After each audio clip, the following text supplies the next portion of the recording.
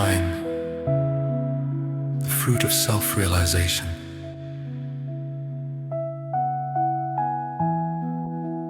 When MAHAMATI asked the Blessed One, "Pray tell us, Blessed One, what is the fruitage that comes with self-realization of noble wisdom?" The Blessed One replied, "First, there will come a clearing insight into the meaning and significance of things, and following that will come an unfolding insight into the significance of the spiritual ideals, by reason of which the Bodhisattvas will be able to enter more deeply into the abode of imagelessness and be able to experience the highest Samadhis and gradually to pass through the higher stages of Bodhisattvahood. After experiencing the turning about in the deepest seat of consciousness, they will experience other Samadhis, even to the highest, the Vajravimbopama, which belongs to the Tathagatas and their transformations. They will be able to enter into the realm of consciousness that lies beyond the consciousness of the mind system, even the consciousness of Tathagatahood. They will become endowed with all the powers, psychic faculties, self-mastery, loving compassion, skillful means, and ability to enter into other Buddha lands, before they had attained self-realization of noble wisdom. They had been influenced by the self-interest of egoism, but after they attain self-realization, they will find themselves reacting spontaneously to the impulses of a great and compassionate heart endowed with skillful and boundless means, and sincerely and wholly devoted to the emancipation of all beings.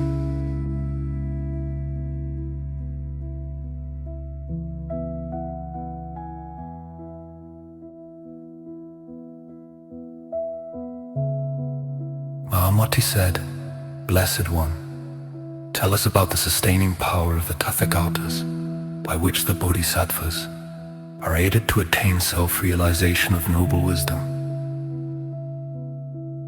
The Blessed One replied, "There are two kinds of sustaining power, which issue from the Tathagatas, and are at the service of the Bodhisattvas, sustained by which the Bodhisattvas should prostrate themselves before them, and show their appreciation by asking questions.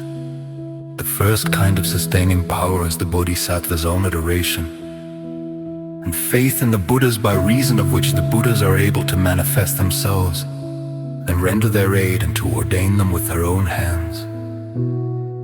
The second kind of sustaining power is the power radiating from the Tathagatas, that enables the Bodhisattvas to attain and to pass through the various Samadhis and Samapatis without becoming intoxicated by their bliss. Being sustained by the power of the Buddhas, the Bodhisattva, even at the first stage, will be able to attain the Samadhi known as the light of Mahayana.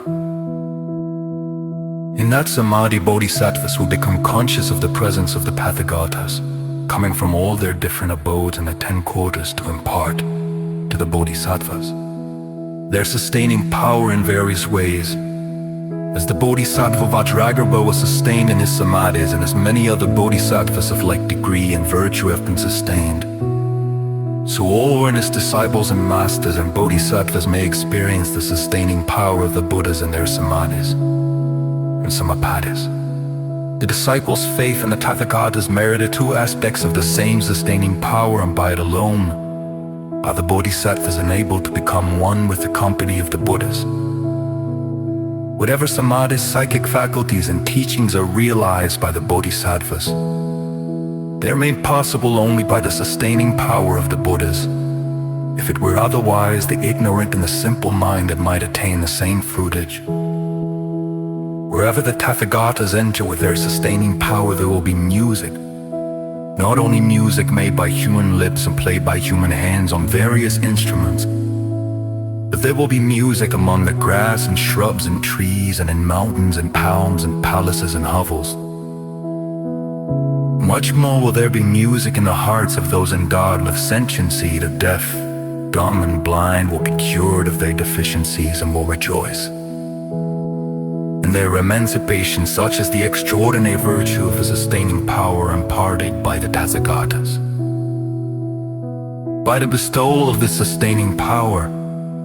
The Bodhisattvas are enabled to avoid the evils of passion, hatred, and enslaving karma. They are enabled to transcend the jhana of the beginners and to advance beyond the experience and truth already attained. They are enabled to demonstrate the Paramitas, and finally to attain the stage of Tathagatas at MAHAMATI. If it were not for this sustaining power, they would relapse into the ways and thoughts of the philosophers, easygoing disciples, and the evil-minded, and would thus fall short of the highest attainment. For these reasons, earnest disciples and sincere bodhisattvas are sustained by the power of all the Tathagatas.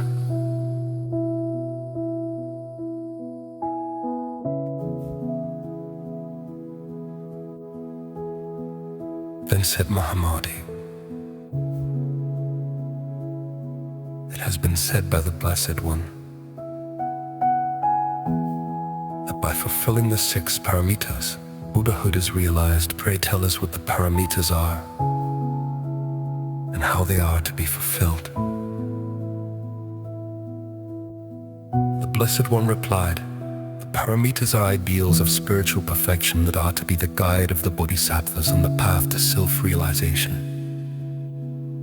There are 6 of them, but they are to be considered in 3 different ways according to the progress of the Bodhisattva on the stages.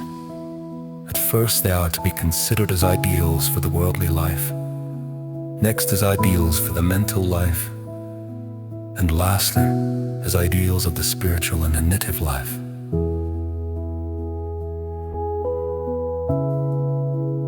In the worldly life, where one is still holding tenaciously to the notions of an ego soul and what concerns it, and holding fast to discriminations of dualism, if only for worldly benefits, one should cherish ideals of charity, good behavior, patience, zeal, thoughtfulness, and wisdom. Even in the worldly life, the practice of these virtues will bring rewards of happiness and success. Much more in the mind world of earnest disciples and masters will their practice bring joys of emancipation, enlightenment, and peace of mind. Because the Paramitas are grounded on right knowledge and led to thoughts of nirvana. Even if the nirvana of their thoughts is for themselves in the mind world, the Paramitas become more ideal and more sympathetic. Charity can no longer be expressed in the giving of impersonal gifts, but will call for the more costly gifts of sympathy and understanding. Good behavior will call for something more than outward conformity to the 5 precepts. Because in the light of the Paramitas, they must practice humility, simplicity, restraint, and self-giving. Patience will call for something more than forbearance with external circumstances and the temperaments of other people. It will now call for patience with oneself. Zeal will call for something more than industry and outward show of earnestness. It will call for more self-control in the task of following the noble path. And in manifesting the Dharma in one's own life, thoughtfulness will give way to mindfulness, wherein discriminate meanings, and logical deductions and rationalizations will give way to intuitions and significance in spirit. The Paramita of wisdom will no longer be concerned with pragmatic wisdom and erudition,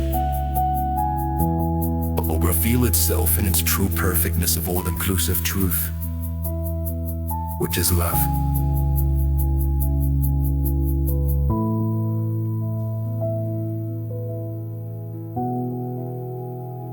The third aspect of the Paramitas, as seen in the ideal perfections of the Tathagatas, can only be fully understood by the Bodhisattva Mahasattvas, who are devoted to the highest spiritual discipline and have fully understood that there is nothing to be seen in the world but that which issues from the mind itself, in whose minds the discriminations of dualities has ceased to function, and seizing and clinging has become non-existent.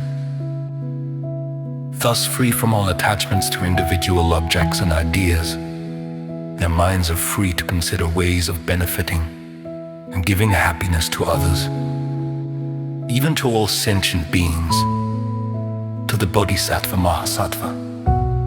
The ideal of charity is shown in the self-yielding of the Tathagatas' hope of nirvana, that all may enjoy it together, While having relations with an objective world, there is no rising in the minds of the Tathagatas of discriminations between the interests of self and the interests of others, between good and evil. There is just the spontaneity and effortless actuality of perfect behavior. To practice patience with full knowledge of this, and that of grasp and grasping, but with no thought of discrimination nor of attachment. That is the Tathagata's paramita of patience, to exert oneself with energy from the first part of the night to its end in conformity with the disciplinary measures, with no rising of discrimination as to comfort or discomfort. That is the Tathagata's paramita of zeal, not to discriminate between self and others and thoughts of nirvana, but to keep the mind fixed on nirvana. That is the paramita of mindfulness. As to the prana paramita, which is noble wisdom, but unpredicated. When in samadhi the mind ceases to discriminate and there is only perfect and love-filled imagelessness, and an inscrutable turning about will take place in the inmost consciousness, and one will have attained self-realization of noble wisdom. That is the highest pride paramita.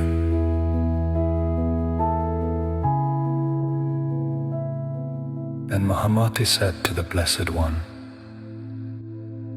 "You have spoken of an astral body, a mind-vision body, which the Bodhisattvas are able to assume as being one of the fruits of self-realization of noble wisdom. Pray tell us, Blessed One, what is meant by such a transcendental body?" The Blessed One replied, "There are three kinds of such transcendental body. First, there is the one in which the Bodhisattva attains enjoyment of the Samadhis and Samapattis. Second, there is the one which is assumed by the Tathagatas according to the class of beings to be sustained, and which achieves in perfect spontaneously with no attachment and no effort. Third, there is the one in which the Tathagatas receive their intuition of Dharmakaya.